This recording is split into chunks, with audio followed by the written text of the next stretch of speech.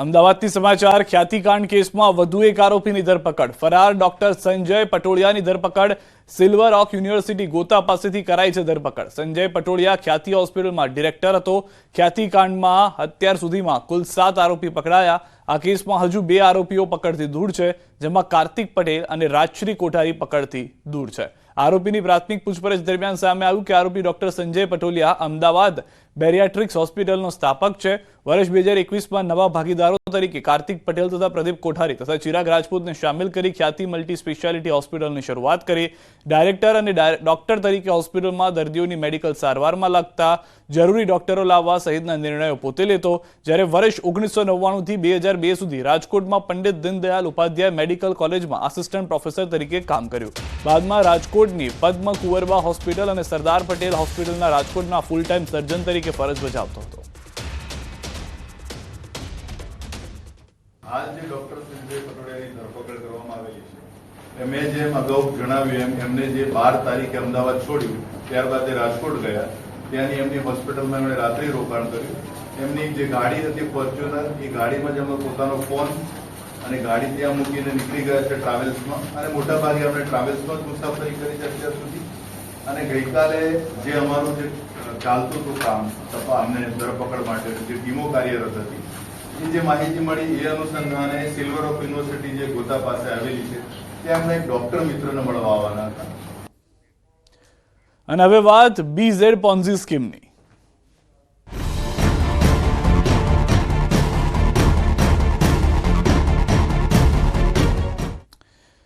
ખેડામાં 2 agent Kirit સેવક અને શિક્ષક પોપટસિંહની સ્પેશિયલ મોડસ ઓપરેન્ડી હાથ લાગી છે। આ બંને ભેજાબાજો લોકોને બીઝેડ ગ્રુપ સાથે જોડાવા અવનવા વિડીયો સોશિયલ મીડિયામાં મૂકતા હતા, સાથે સાથે એવા લખાણો લખતા જેના કારણે લોકો લલચાઈને તેના તરફ આકર્ષાતા।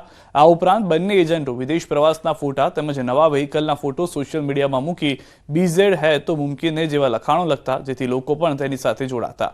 વાયરલ વિડીયોએ બંને અય્યાશોનો ખેલ ઉઘાડો પાડ્યો છે।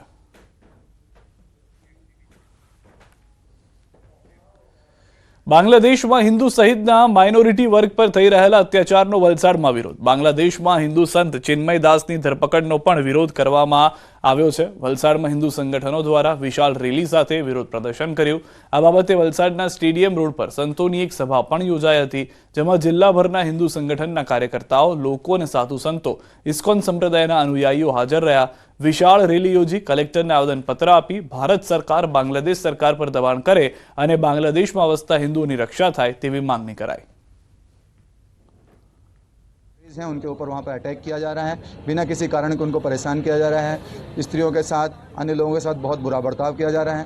तो हम बांग्लादेश सरकार से यही अनुरोध करते हैं कि ये जो घटनाएं हो रही हैं उनको जो है सीमित करें, उनको बंद करने का प्रयास करें, और जिन लोगों की इसमें भागीदारी है, खास करके जो भी ऐसे कट्टरधारी लोग हैं जो कि ये कर रहे हैं, उनको पकड़ा जाए, चिन्हित किया जाए, उनको जेल में डाला जाए, उनको उचित सजा दी जाए। भारत सरकार ने पण आह्वान करूँ छूँ कि वहेलामां वहेली तके आ मुद्दाने विश्व स्तरे उचके અને ત્યાં જે હિન્દુ સંત સ્વામી ચિન્મય પ્રભુદાસજીની જે અટકાયત કરી છે એ એમને બાઇજ્જતો જલ્દીમાં જલ્દી રિહા કરે એવી એક માગણી છે।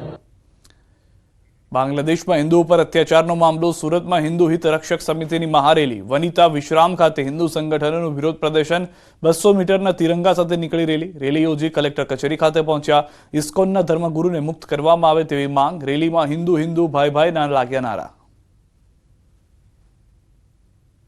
पिछले काफ़ी दिनों से जिस तरह से बांग्लादेश के हिंदुओं पे और वहाँ के समाज एक विशेष वर्ग के समाज के द्वारा हमारे हिंदू समाज को जिस प्रकार टारगेट किया जा रहा है, उन पे अत्याचार हो रहा है, हमारी बहन बेटियों के साथ दुष्कर्म हो रहा है और हमारे समाज के लोगों को मारा जा रहा है, उसके विरोध में आज सूरत में एक समस्त हिंदू समाज के द्वारा एक रैली का आयोजन किया जा रहा है। ये एक चेतावनी रैली है कि आप लोग सचेत हो जाओ। बांग्लादेश में थયેલા हिंदुओं पर अत्याचारना घेरा प्रत्याघात समग्र भारत देश में पड्या छे। दृश्य में जोई सको छो कि सूरत शहर खाते जे सनातन हिंदू धर्म द्वारा एक रेलीનું आयोजन કરવામાં આવ્યું છે। વનિતા વિશ્રામ ખાતેથી આજે આ હિન્દુ સંગઠનની જે રેલી કરવામાં આવી છે અને જે આ રેલી હાલ કલેક્ટર કચેરીએ પહોંચી આવેદનપત્ર આપવા જઈ રહ્યા છે। મોટી સંખ્યાની અંદર સમગ્ર હિન્દુ સમાજના જે લોકો છે એ આ રેલીની અંદર જોડાવા પામ્યા છે।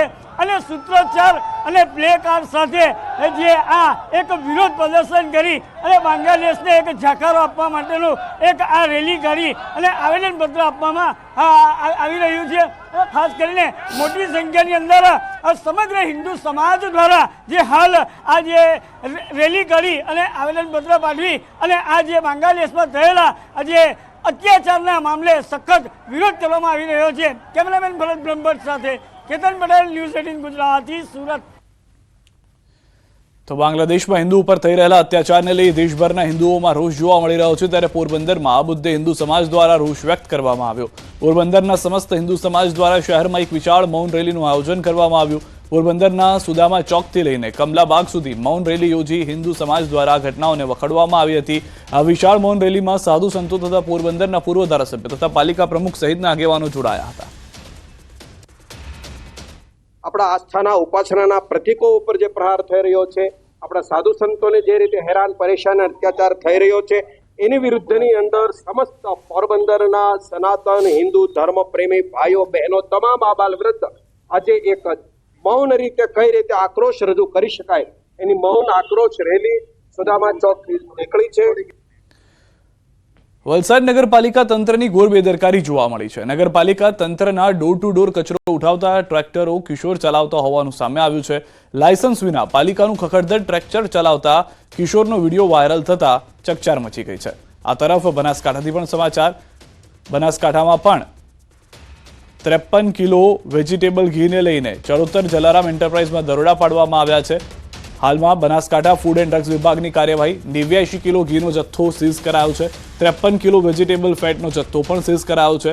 ચરોતર ખાતે જલારામ એન્ટરપ્રાઇઝમાં દરોડા અન્ય પેઢીના નામવાળા લેબલનો કરાતા હતો ઉપયોગ।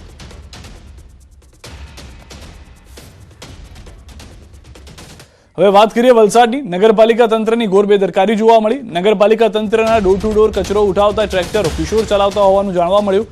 લાયસન્સ વિના પાલિકાનું ખખડધજ ટ્રેક્ટર ચલાવતા કિશોરનો વિડીયો વાયરલ થતા ચકચાર મચી। મહત્વનું છે કે વલસાડ પાલિકામાં વહીવટદારનું શાસન છે, જેથી પાલિકામાં રેઢિયાળ વહીવટ ચાલતો હોય તેવા દ્રશ્યો સામે આવે। વિડીયોમાં કિશોર જણાવ્યું છે કે છેલ્લે પોતે 7 મહિનાથી પાલિકાનું ટ્રેક્ટર ચલાવે છે। મહત્વનું છે કે વલસાડ નગરપાલિકા વિસ્તારમાં ડોર ટુ ડોર કચરો ઉઠાવવા અભી એન્ટરપ્રાઇઝ નામની એજન્સીને કોન્ટ્રાક્ટ સોંપાયો છે, ત્યારે એજન્સી સામે પણ કાર્યવાહી કરાય તેવી માંગ ઉઠી છે।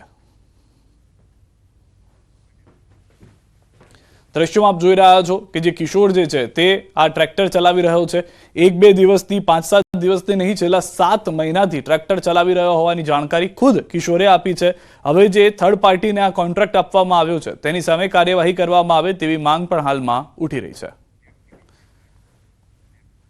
રાજકોટના રૈયા રોડ પર સરકારી જમીન કરાયેલા દબાણો દૂર કરવાની કાર્યવાહી હાથ ધરાઈ। બાપા સીતારામ ચોક નજીક 5000 ચોરસ ફૂટ જમીન પર બુલડોઝર ચલાવવામાં આવ્યું। મામલતદાર દ્વારા અગાઉ 2 થી 3 વખત નોટિસ આપવામાં આવી, છતાં દબાણ નહોતા કરાયા।